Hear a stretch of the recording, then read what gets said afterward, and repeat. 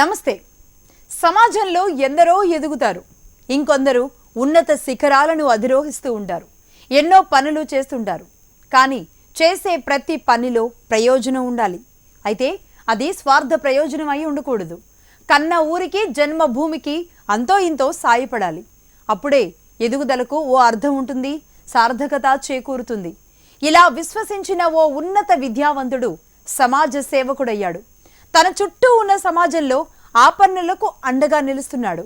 CA చదివి సమాజానికి తన వంతుగా సాయపడుతున్న సేవకుడి ప్రస్థానం ఇప్పుడు చూద్దాం. చిత్తూరు జిల్లా తంబళ్లపల్లె మండలం మలిగివారిపల్లెకు చెందిన మలిగి మధుసూదన్ రెడ్డి డిగ్రీ వరకు ప్రభుత్వ విద్యా సంస్థలోనే చదువుకున్నారు. Madanapalle Besant theosophical society college degree చదివే సమయంలో అవార్డులు, మెడల్స్ ఆయన మెడను వరించాయి. అకౌంటెన్సీ పట్ల ఆకర్షితుడైన ఆయన CA పూర్తి చేసి చార్టెడ్ అకౌంటెంట్గా స్థిరపడ్డారు.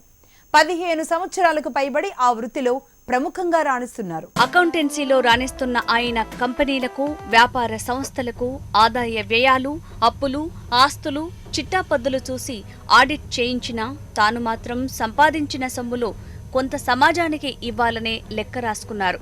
పక్కాగా ఎక్కడ అవసరం ఉందో, దాని ప్రయోజనం సమాజానికి ఏమాత్రం ఉంటుందో ఊహించి చదువు సమాజాన్ని ఉద్ధరిస్తుందని, అసమానతలను రూపుదిద్దుతుందని గ్రహించి అక్కడే ఫోకస్ పెట్టారు. ముందుగా తన మండలంలో కొన్ని ప్రభుత్వ పాఠశాలల్లో విద్యార్థులకు పుస్తకాలు, బ్యాగులు ఇవ్వటం మొదలుపెట్టారు. అంతకు ముందు తాను ప్రోత్సహించిన తరువాత వారిలో చదువు పట్ల పెరిగిన ఆసక్తిని గమనించారు. గ్రామాల్లో ప్రభుత్వ పాఠశాలలకు వెళ్లే వారిలో అత్యధికులు పేదవారు, బడుగు వర్గాలకు చెందిన వారే ఉంటారు. వారికి చేయూతనిస్తే అద్భుతాలు చేయొచ్చు, అసమానతలను రూపుమాపొచ్చు అని భావించారాయన. ఇంకే ఉంది, ఎముకలు లేని చెయ్యి వేల మంది విద్యార్థుల వైపు చూసుకుంటూ వెళ్ళింది. తన మండలంతో పాటు కొత్తపేట, ములకల చెరువు, PTM మండలాలలోని ప్రభుత్వ పాఠశాలల విద్యార్థులకు కూడా తన సహకారాన్ని అందించారు. ఇలా 12,000 మంది విద్యార్థులకు ఏటా పుస్తకాలు పంపిణీ చేస్తున్నారు. పుస్తకాలు ఇచ్చినా, బ్యాగులు కొనిచ్చినా పాఠశాలకు కొంతమంది ఎగ్గొడుతున్నారని కారణం అన్వేషించారు. రోజువారీ బస్సు ఛార్జీల భారం ఓ కారణమని భావించాడు. ఇంకే ఉంది, గ్రామాల నుంచి మండల కేంద్రాలకు, పాఠశాలలకు వెళ్తున్న 6,000 మంది పిల్లలకు ఏడాదికి సరిపడే విధంగా ఒకేసారి బస్ పాస్ కొనిచ్చేస్తుంటారు. ఏళ్ల తరబడి తన సహకారాన్ని, సహాయాన్ని నిరాఘాటంగా కొనసాగిస్తున్న మధుసూదన్ రెడ్డి తంబళ్లపల్లె నియోజకవర్గంలోని ప్రభుత్వ పాఠశాలల విద్యార్థులకు అన్నగా మారారు. ప్రభుత్వ బడిలో ఉపాధ్యాయుడు ట్రాన్స్ఫర్ అయితే కొద్ది రోజుల తర్వాత మర్చిపోతారేమో కానీ ఏటా పుస్తకాలిచ్చి బస్ పాస్లు అందిస్తున్న మధుసూదనారెడ్డిని మాత్రం తమ మదిలో నిలుపుకున్నారు. చిత్తూరు జిల్లాలోని తంబళ్లపల్లి నియోజకవర్గం బాగా వెనుకబడిన ప్రాంతం. ఆర్థిక అసమానతలకు, సామాజిక రుగ్మతలకు, తీవ్రమైన కరువు, దుర్భిక్షానికి నెలవు. అంతేకాదు ఈ ప్రాంతంలో ఫ్లోరైడ్ సమస్య కూడా తీవ్రంగా ఉంటుంది. తాగడానికి చుక్క నీటి కోసం ఎప్పుడూ అగచాట్లు తప్పవిక్కడ. సాగునీరు లేక వేల ఎకరాలు బీడు భూములుగా ఉండిపోయాయి.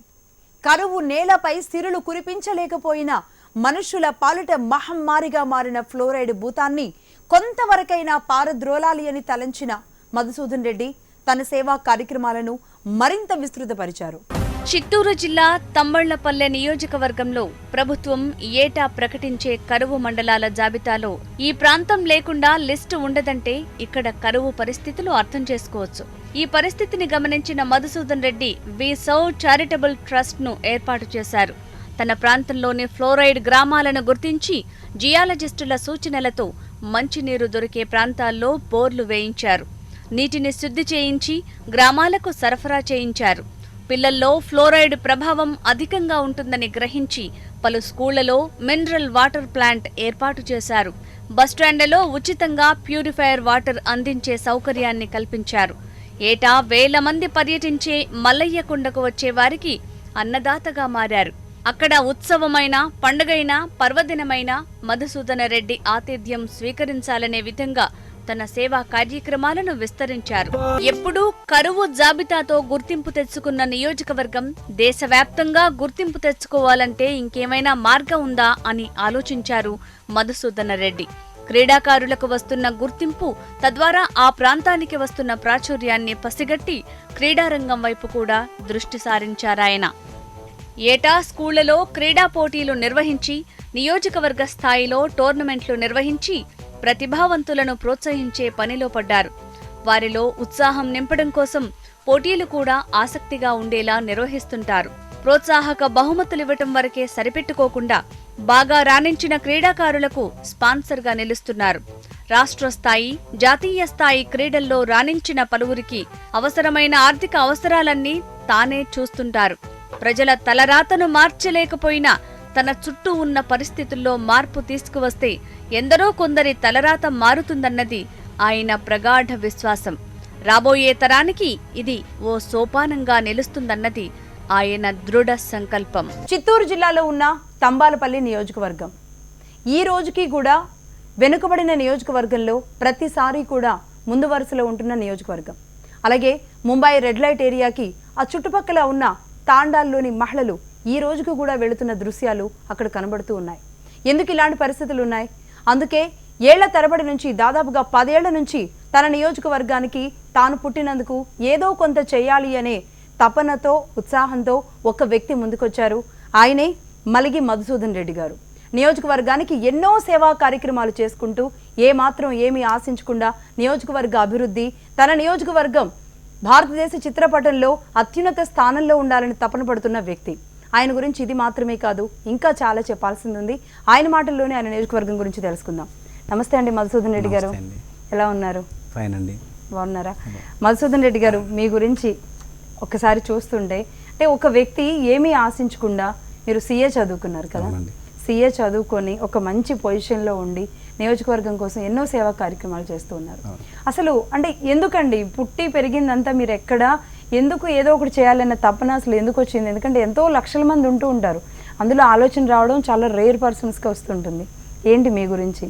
ఏదైతే కరువుతో అల్లాడుతున్న తంబలపల్లి నియోజకవర్గంలో, పర్టికులర్లీ తంబలపల్లి మండలంలో ఒక సామాన్యమైన మధ్యతరగతి వ్యవసాయదారు కుటుంబంలో పెరిగిన నేను, సో ఏ ప్రాబ్లమ్స్ నుంచి అయితే బయటకు వచ్చామో అదే ప్రాబ్లమ్స్ నుంచి ఉన్న ఈ నియోజకవర్గానికి ఏదో కొత్త చేయాలనే ఒక ఆలోచనతో, ఒక ఉద్దేశంతో, మన చేతనైన సహకారాన్ని అందించాలన్న ఒకే ఒక సంకల్పంతో నేను చేయడానికి నాకు కెపాసిటీ ఎర్న్ చేసిన ఆ రోజు నుంచి ఈ రోజు వరకు, అంటే గత 10 సంవత్సరాల నుంచి పర్టికులర్లీ విద్యాపరంగా ఉన్నత శిఖరాలకు ఏ విధంగా అయితే నేను వెనకబడిన ఊరి నుంచి ఈ స్థాయికి ఇప్పుడు ఇక్కడ ఒక చార్ట్ అకౌంటెంట్గా వచ్చి హైదరాబాద్లో స్థిరపడి నాకంటూ ఒక 40 మందికి ఎంప్లాయ్మెంట్ క్రియేట్ చేస్తూ ఏ విధంగా అయితే ఉంటున్నానో అదేవిధంగా నా ఏరియా నుంచి ఉన్న పిల్లలు కూడా బయటికి రావాలి, వృద్ధిలోకి రావాలి, వస్తే వాళ్ళ ఫ్యామిలీనే కాకుండా చుట్టుపక్కల నుంచి ఉన్న ఇప్పుడు కూడా నా దగ్గర ఉన్న పిల్లల్లో చాలామంది నా హ్యాండ్స్ నుంచి కనీసం అంటే 10 నుంచి 15 మంది చార్ట్ అకౌంటెంట్స్ అయ్యారు.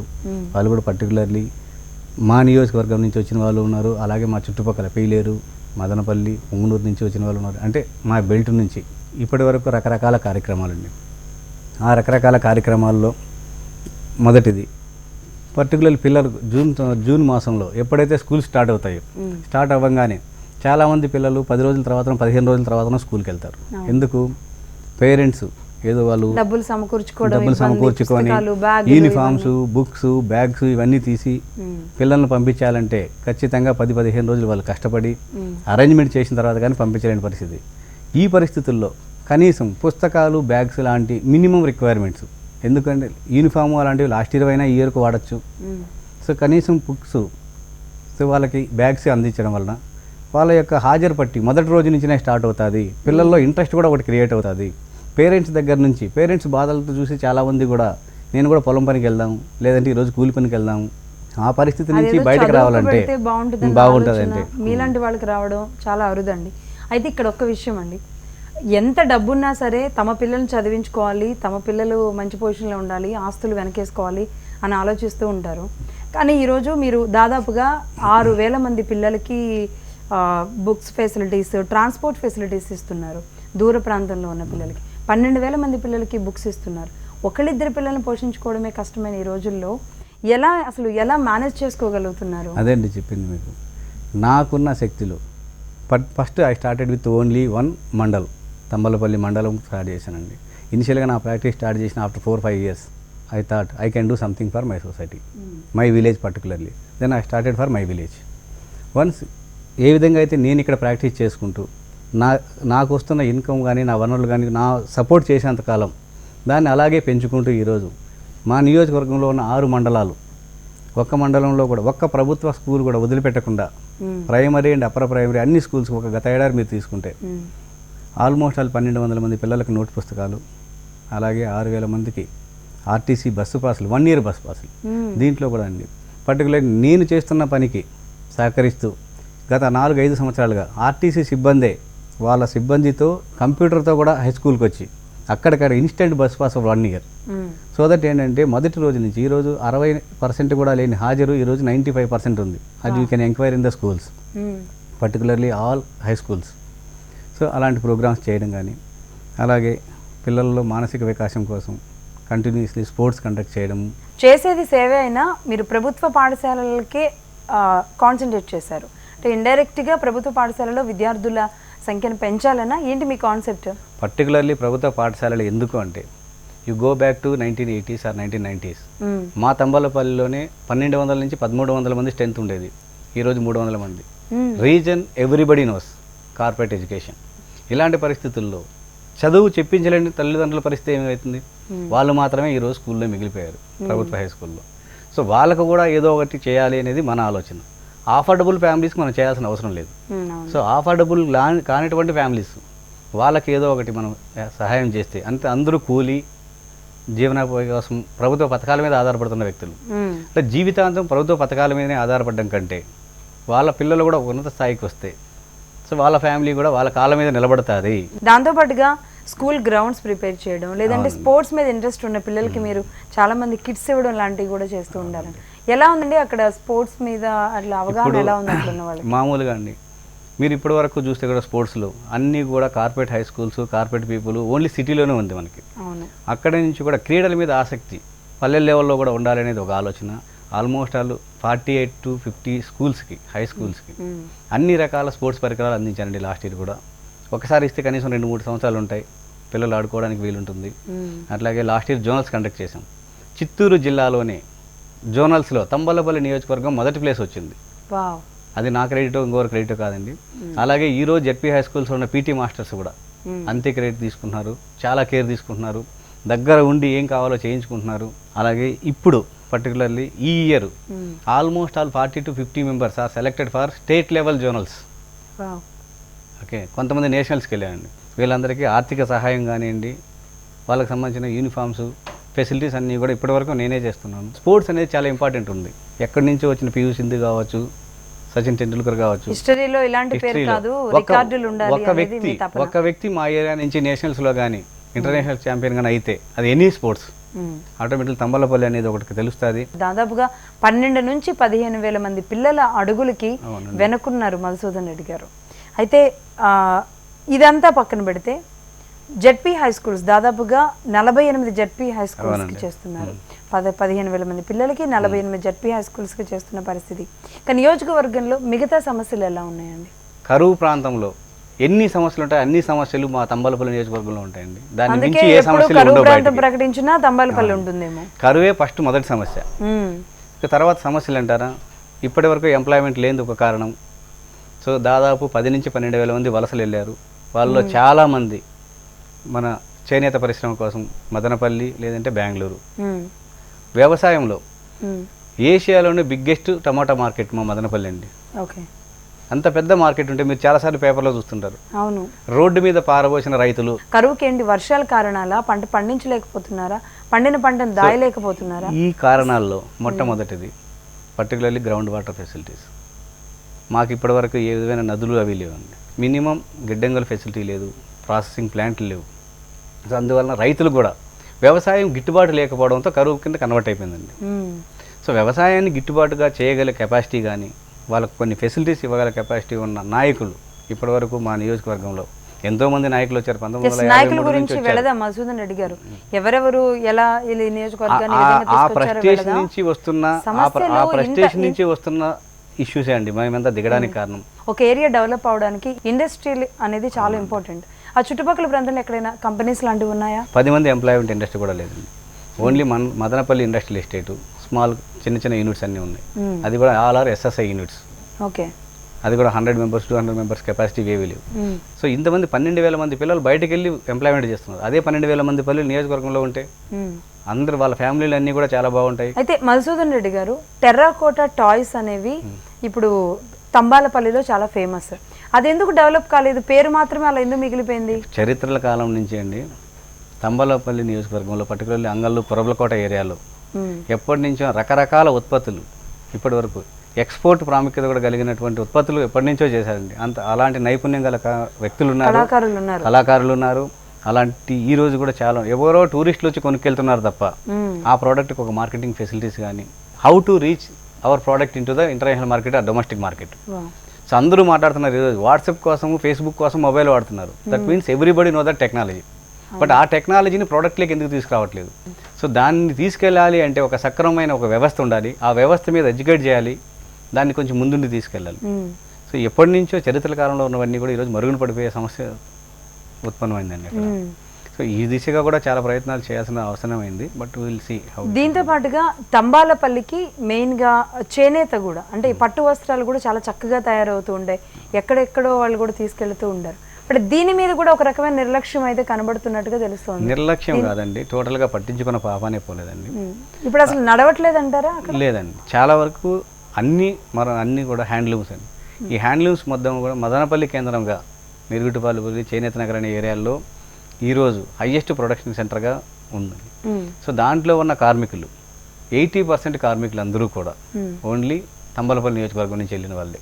చేనేత ఒక రకంగా ఇండస్ట్రియల్ గా, లేదంటే టమాటా అభివృద్ధిలో అది ఒకటే కాదండి, అన్ని రకాలుగా కూడా చక్క పుష్కలమైన వనరులలో ఎప్పుడో చెప్పారండి. శ్రీకృష్ణదేవరాయల కాలం నుంచి రాయల వారు ఏం చెప్పారు? మా రాయలసీమ రత్నాలసీమ అన్నారు. మిగతా ఏరియాల గురించి మాకు తెలియదు, కానీ మా ఏరియా నిజంగానే రత్నాలసీమ అండి. అలాంటి ఏరియాలో ఈరోజు చాలామంది గ్రానైట్ ఎన్నో క్వారీలు నడుస్తున్నాయి.